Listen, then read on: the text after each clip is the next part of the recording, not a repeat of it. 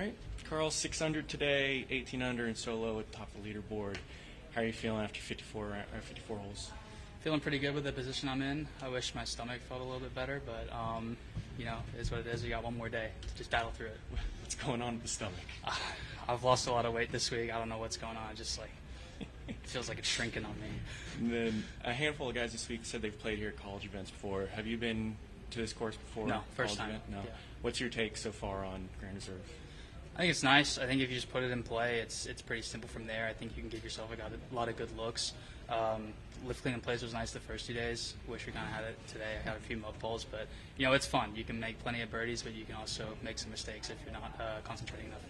Only third start this season. Did you kind of feel like your game was in a position to be in this spot in only the third start this year?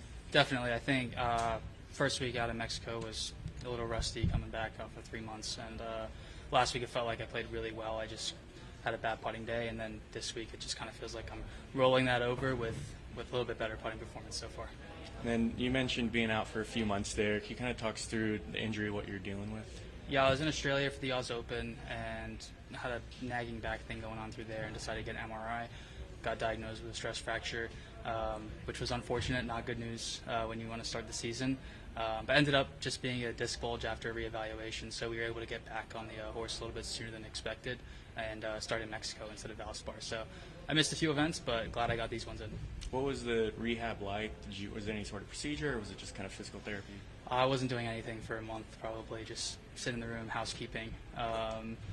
And then once I started getting back into it, it was pretty light load, functional movements. And then I think probably 2 weeks before Mexico, I started lifting weights again, swing and driver. And I think probably 5 days before Mexico was back to full speed.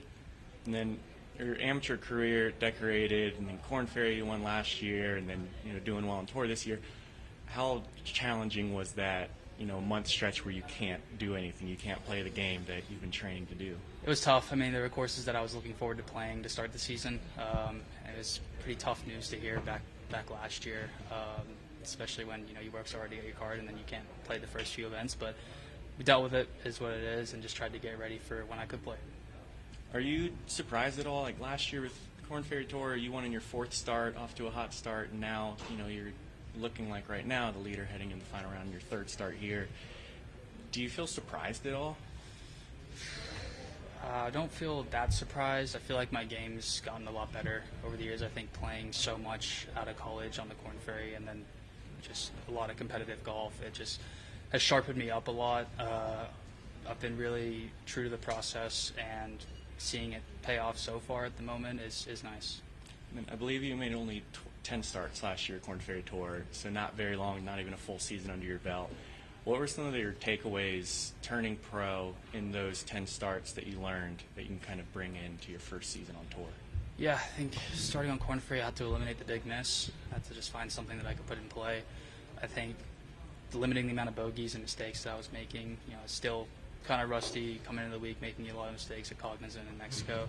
I think that the same mindset applies out here. It's just you're going to make plenty of birdies, and you just got to limit the amount of mistakes you make. So, how true I am to that on the golf course and the positions I put myself in, it is what it is, but I try my best to do that. Another Stanford alum, Joseph Bramlett, you're just one shot above him on the leaderboard. Obviously, I'm sure you've met him before. Do you have a good relationship with Joe?